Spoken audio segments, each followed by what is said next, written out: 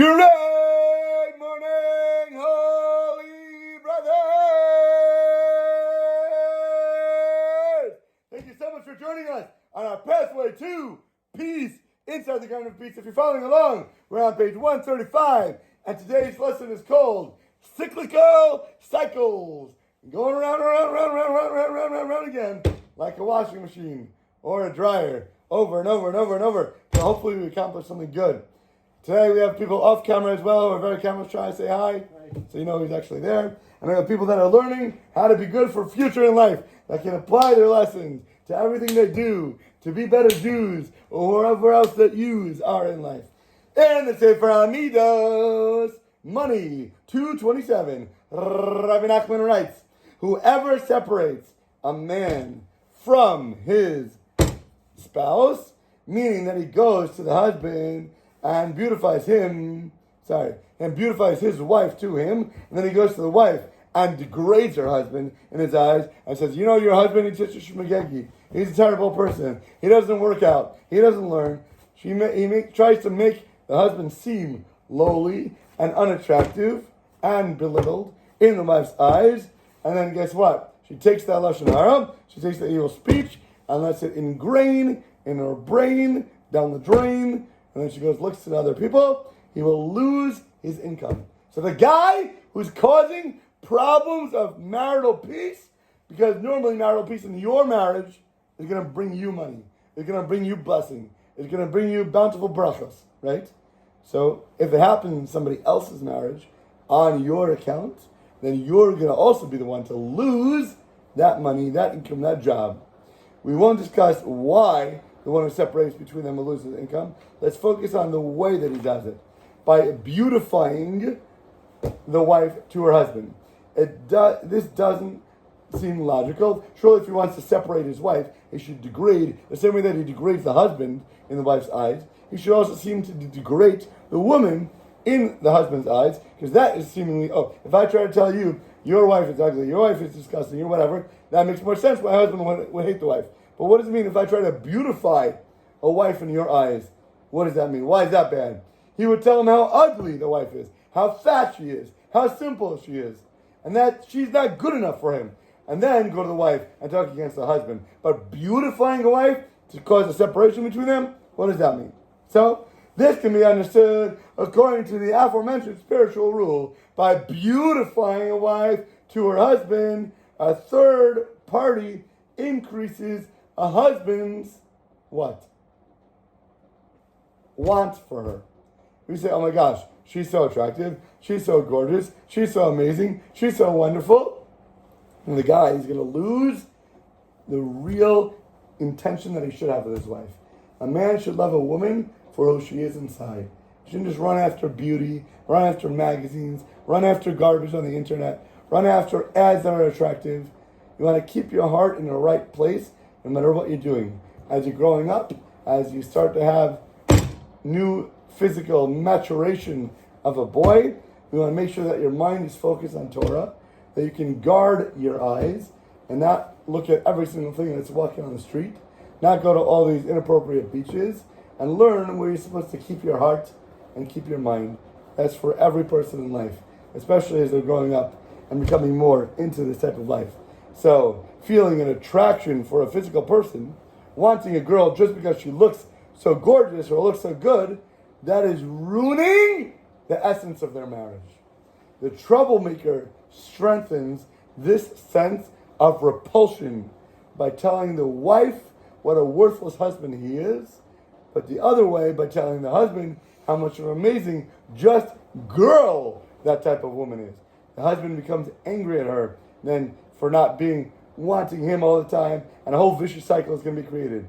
That way a troublemaker is setting the couple in a downward spiral that is going to end up in hatred between two people. And that's going to be his problem on his head, and that creates more of a problem in his life, for his own money, for his own income, for his own blessings, to be blocked and cut off and separated between him and God. So, get out of purgatory.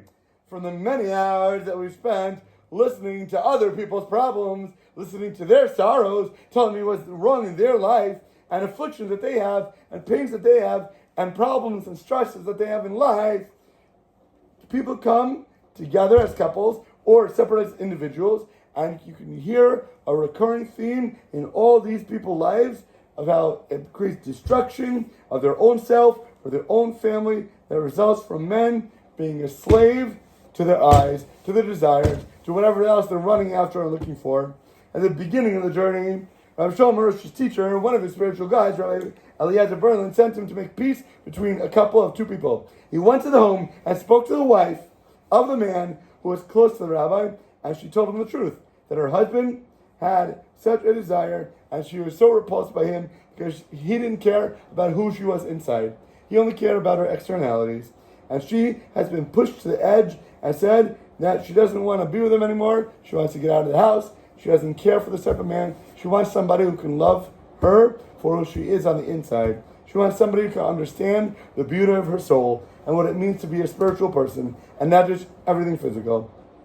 So he returned to the rabbi and he told him, well, there's nothing to do. What are you going to do in such a case? A husband is so crazy and not prepared to understand, to want to know who his wife is on the inside. What are you going to do with such a guy? He's not a spiritual person. He's just stuck in physicality, stuck in the mud.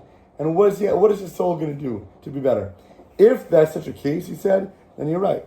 With that type of guy, there's literally nothing you're going to do. Nothing you're going to say to him that's going to change his mind to want to be a holy person. Many husbands that contact rabbis, he says, suffer from anxiety. They suffer from confusion in their mind. They suffer from worrying all the time about their business, about their money, about their friends. Some even to the point that they just want to get out of marriage because they think that they can't achieve what they want to because somebody else is pulling them down. They think they want to move out of the house because their mother tells them what to do all the time. Oh, she makes me take out the garbage. Oh, she wants me to clean my room. Oh, she wants me to do my studies. If only I could live on my own, I wouldn't have such problems.